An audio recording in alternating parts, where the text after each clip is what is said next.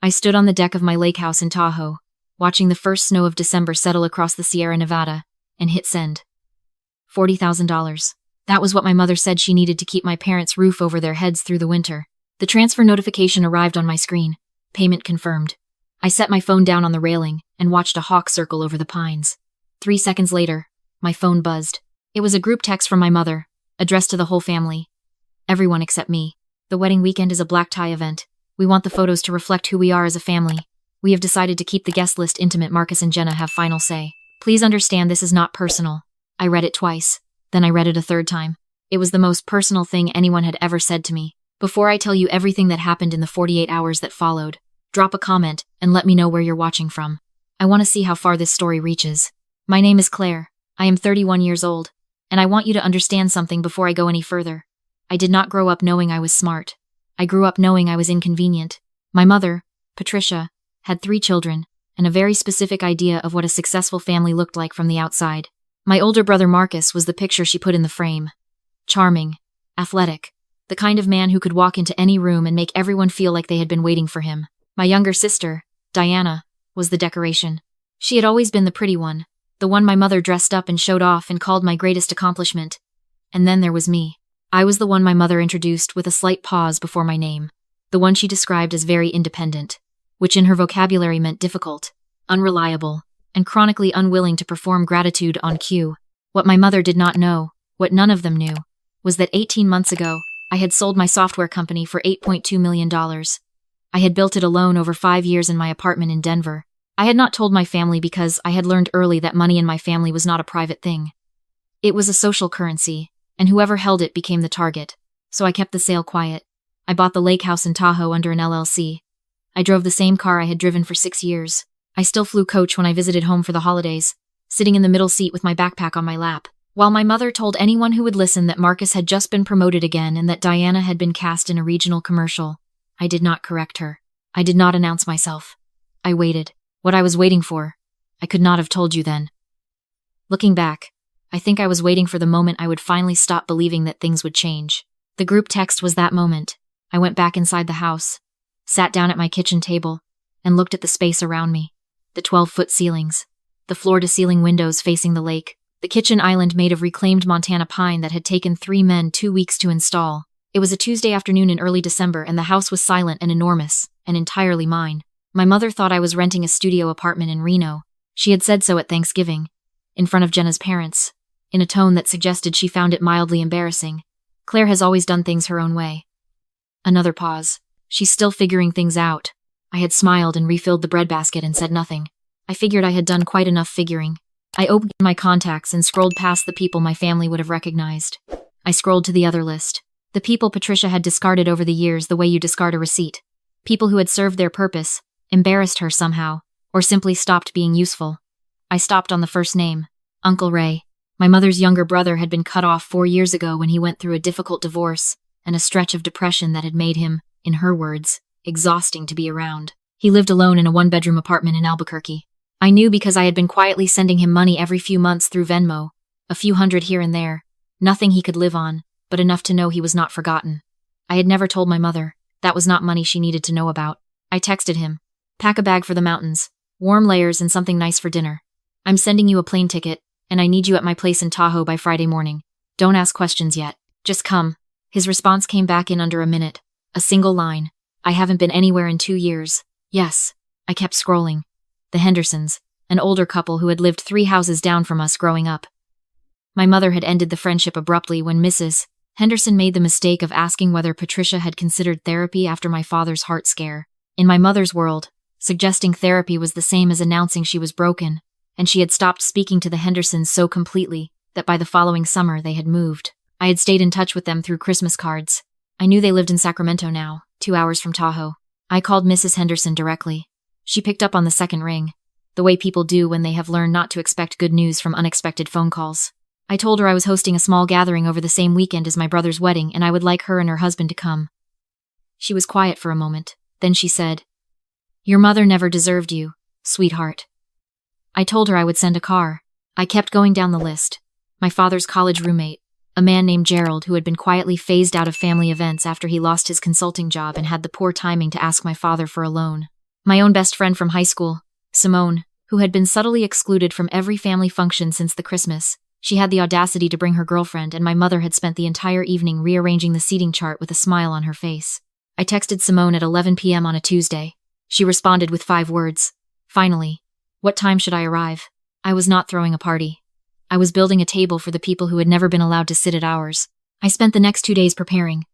I hired a private chef from a restaurant in South Lake Tahoe who specialized in the kind of dinner that made people feel remembered. I called a florist and asked for white and gold arrangements, the kind that photographed well against dark wood and snow. I rented outdoor heaters for the deck and had them arranged along the railing facing the lake. I called the same production company I had used for my company's product launch 2 years ago and asked them to send a 2-person crew for the weekend with their best low-light equipment. On Friday morning, the house filled up in a way it never had before. Uncle Ray arrived first, looking thin and uncertain in the doorway until I hugged him and put a glass of something warm in his hands. He walked through the living room slowly, running one hand along the back of the sofa, and when he reached the windows facing the lake, he stopped and stood very still for a long time. "This is yours?" he said. I told him it was. He turned around and I could see he was working hard not to cry. "Patty has no idea, does she?" I shook my head. He laughed, the first real laugh I had heard from him in years, low and disbelieving and absolutely delighted. The Hendersons arrived at noon. Mrs. Henderson walked straight to the kitchen, put both hands on the counter, and said, "This is the most beautiful house I have ever been in, and I want you to know I am going to eat everything." I told her that was the plan. By Friday evening, the house held 11 people. People my family had written off. People who had stopped being useful or convenient or presentable enough. They were sitting around my dining room table eating seared scallops and talking over each other the way people do when they have been hungry for exactly this kind of evening for a long time. I looked down the table at Uncle Ray, who was mid-story about a road trip he had taken alone through New Mexico in October. His hands moving as he talked, his face open in a way I had not seen in years. He looked like the version of himself that existed before my mother decided his sadness was an imposition. He looked like someone who had been given permission to take up space again. That night, after dinner, the production crew helped me set up for the following day. Saturday was going to be clear and cold, 10 inches of snow on the ground and a sky so blue it would look like a filter. We planned the shoot for late morning, when the light came off the lake and lit everything gold. Saturday arrived like a gift. My guests woke up to fresh snow and a breakfast spread that made Mrs. Henderson actually press her hands together in a brief private moment of gratitude. We ate slowly. We were not in a hurry. 200 miles north, my brother's wedding was beginning at 2 in the afternoon in a hotel ballroom in Sacramento, with crystal chandeliers and a photographer whose rate I happened to know, because Marcus had mentioned it once in a context that suggested he expected me to contribute. I had contributed. I just had not been invited. After breakfast, we moved outside. The crew had set up a long table on the deck, draped in cream linen, and it looked extraordinary against the snow and the pine trees and the frozen edge of the lake. We put out coffee and pastries and the remains of the morning, and everyone settled in with the ease of people who have decided, collectively, to feel good today. The drone lifted off over the roof and began to climb. I watched it shrink into the blue sky above the lake. I looked at Uncle Ray. He was standing at the railing with his coffee, looking out at the mountains, and he looked so entirely at peace that I had to look away. The crew gave me a thumbs up. I opened Instagram on my phone. My account had a modest following, a few thousand people, mostly former colleagues and acquaintances. Not nothing, more than enough. I selected the drone footage. It swept across the property in a long, slow arc, catching the lake, the snow-covered deck, the long table full of people laughing, my face at the end of the table, looking directly up at the camera with an expression I had practiced for 31 years. The expression of someone who is exactly where they are supposed to be. I typed the caption carefully, every word earned, surrounded by the people who showed up. To everyone spending today in a room where they were wanted, this one's for you. To the family who decided I didn't fit the photos, I hope the $40,000 I sent last week kept the champagne cold. You're going to need it. I posted it, put my phone face down on the linen tablecloth and picked up my coffee. I did not wait to see what happened. I already knew. The first call came 7 minutes later. It was my mother. I let it go to voicemail. Then Marcus. Then my mother again. I watched the phone light up against the white linen, like a small fire I had set from across the state. I did not touch it. I turned to Simone, who was sitting next to me explaining to Mrs. Henderson why the mountains here were better than the Rockies, and I said, "I think the post is doing well." Simone looked at my phone, saw the screen lighting up, and said without missing a beat, "Do you want to go inside and watch them panic, or is it more fun from here?" I told her it was definitely more fun from here. By 1 in the afternoon, I had 51 missed calls. I am not counting texts, because I genuinely lost count. I played the voicemails on low volume in the kitchen while the chef prepared lunch, just loud enough for me to hear without carrying to the deck. My mother's first message was composed. That particular kind of composed that means someone is standing in a corner at a formal event using a voice that cannot carry. Claire, I don't know what you think you are doing, but you need to take that post down immediately. Jenna's family follows you. Her aunt just showed me what you wrote. This is Marcus's day and you are making it about yourself. Call me back. The second message, 20 minutes later, was less composed. People are calling the venue asking if something happened to the wedding. Do you understand what you have done? You mentioned $40,000 publicly. My friends think we borrowed money from you. That is not how this family presents itself. Take it down. Now. The third was Marcus. His voice was tight in the way that told me he was in a hallway somewhere, away from the reception. Claire. What is going on? Mom is spiraling. Jenna is in the bathroom crying because her cousins are texting her asking if our family is broke. I don't know why you did this today of all days, but I need you to call me back right now. I set the phone down, picked up my fork, ate a very good lunch. Psychologists call it a cycle of entitlement. It is the belief, built up over years of unchallenged behavior, that you are owed compliance from the people you have conditioned. The moment that compliance stops, the response is not reflection, it is escalation. They do not ask what they did wrong, they demand to know how you dare. My family had never asked what they did wrong. Not once. Not when they sent me to a different summer camp from Marcus and Diana because mine was cheaper. Not when my mother told me at 18 that I had better become self-sufficient because they had already spent their capacity for investment on the other two. Not when I built an entire company from the ground up and came home for holidays and sat quietly at the kitchen counter eating leftovers while my mother described my brother's career in detail to her friends. They had never asked, so they had no idea the bill had been accumulating. I was in the kitchen refilling the coffee when my phone buzzed with a Find My notification. Someone had dropped a pin at the Reno airport. I looked at the timestamp. They had landed 40 minutes ago. I stood there for a moment, working through the math. Sacramento to Reno was a 4-hour drive. They had flown. They had gotten on a plane in the middle of the wedding reception. They were not calling anymore because they were on their way here. I want to be honest with you about what I felt in that moment. It was not fear. I knew this property. I knew its fences. I knew its gate code and its security system and the name of the private security firm I had retained when I bought it. I felt something closer to a very deep, settled calm. The kind that comes when the thing you have been half expecting for years finally shows itself at the door. I went back out to the deck and told Simone quietly.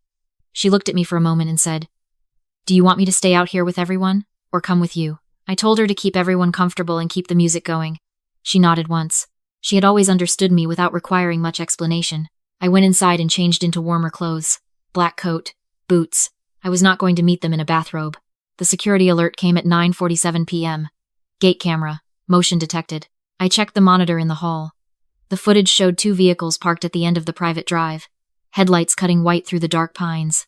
I could see my mother's posture from 50 feet away on a black and white screen. She was standing with her arms crossed, coat over what looked like a formal dress. Marcus was next to her. Jenna was in the second car. My father was a shape behind the passenger window, not getting out. I walked the drive slowly. The snow crunched under my boots. The floodlights on the exterior walls lit the path ahead of me, and I knew from the camera angles that they could see me coming from the moment I stepped off the porch. I did not walk faster. I let them wait. I let them watch the distance close on their own terms while understanding that every inch of the ground they were standing on was mine. My mother's expression when I reached the gate was not one I had seen on her before. It was not anger, exactly. It was the expression of someone who has walked into a room they thought they knew, and found the furniture completely rearranged. "Open the gate, Claire." Her voice was low and even, the voice she used when she wanted to appear reasonable. "You're trespassing," I said. "This is private property. We are your family. You made a decision about what family means," I said. I got the text. Marcus stepped forward.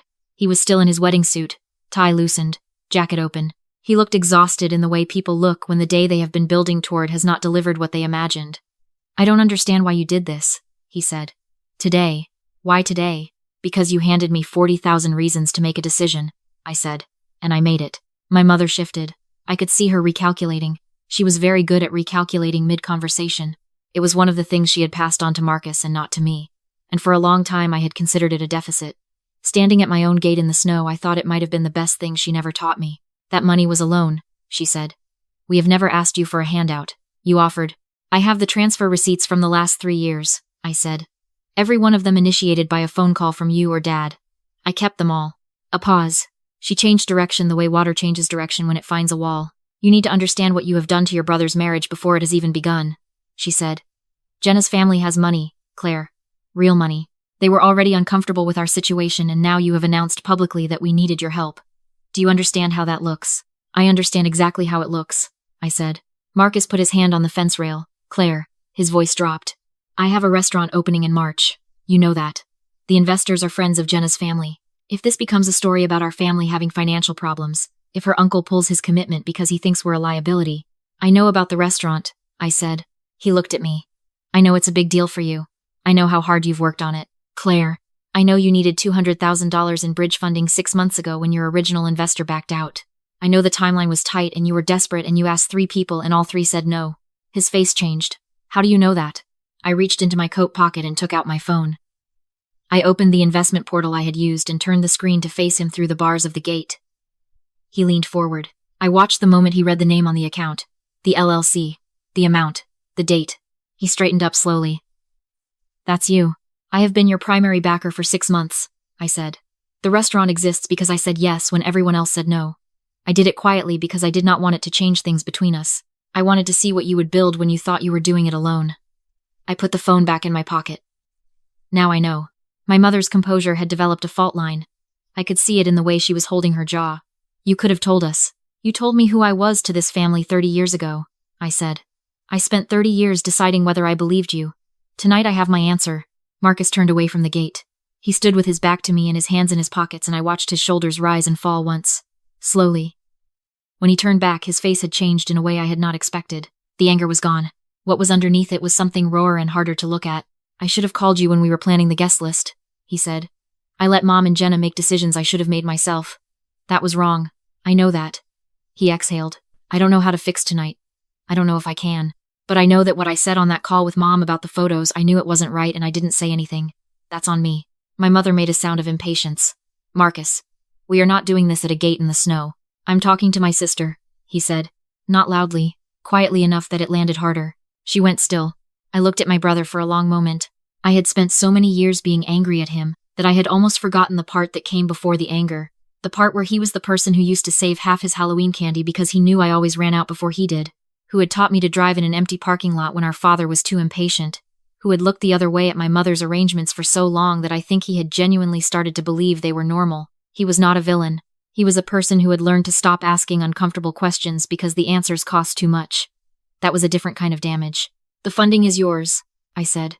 I am not pulling it. The restaurant opens in March the same as planned. I let that sit for a moment, but I am also not going to keep being the person this family calls when the number doesn't work out and then leaves off the list when the photos need to look right. I cannot be both of those things. So you're going to have to decide which one you want. Marcus nodded slowly. He looked like a man doing arithmetic that he had been avoiding for years. My mother opened her mouth. I looked at her, and something in my expression must have settled the question for her, because she closed it again. Go back to your hotel, I said. Jenna has her first night as a married woman, and she deserves to have it somewhere warmer than a driveway in December. Go be with your wife, Marcus. We can talk when everyone has slept. My mother started to speak again. Marcus put a hand on her arm. Mom, just the one word. She stopped. They walked back to the cars. My father got out briefly, looked at me through the dark with an expression I did not have a name for, and gave me a slow, small nod before getting back in. I watched the headlights sweep across the pines as they turned around. I watched the red taillights shrink and disappear into the trees. Then the drive was dark and quiet and mine. I stood there for a moment in the snow, breathing the cold air, feeling the silence settle around me the way it does when something that has been unresolved for a very long time finally reaches the end of its sentence. I walked back to the house. The deck was warm from the heaters, and loud with the sound of 11 people who had discovered over the course of 2 days that they had a great deal to say to each other, now that someone had given them a room to say it in. Uncle Ray was at the center of a story that had the Hendersons laughing so hard Mrs. Henderson was pressing her napkin to her eyes. Simone was at the far end of the table with her feet on the railing, talking to Gerald about something that had them both leaning forward. The lake was black and still below us, and above it the sky was the dense, specific dark of mountains in winter, full of stars that do not exist at lower altitudes. I sat down at the head of my table. Uncle Ray looked over and raised his glass at me. I raised mine back.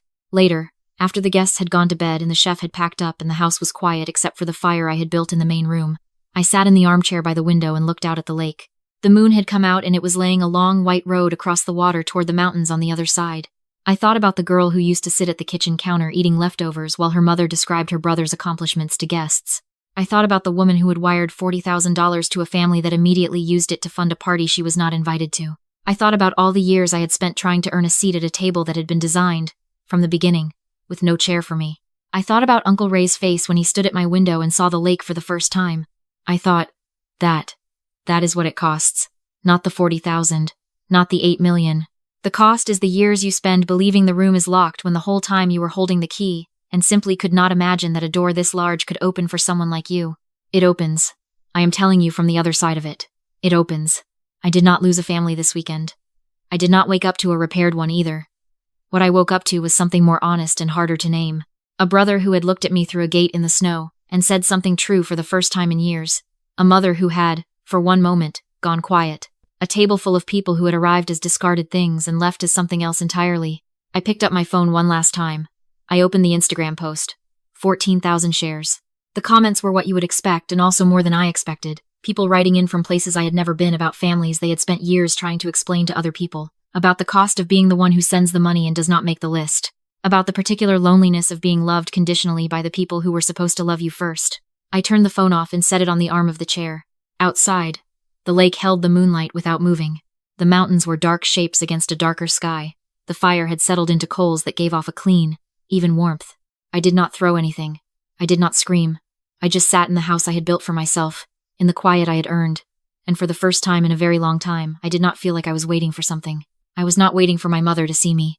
I was not waiting for my brother to choose me. I was not waiting to be included or acknowledged or fit into someone else's photograph. I was already in the picture. And this time, I was the one holding the camera.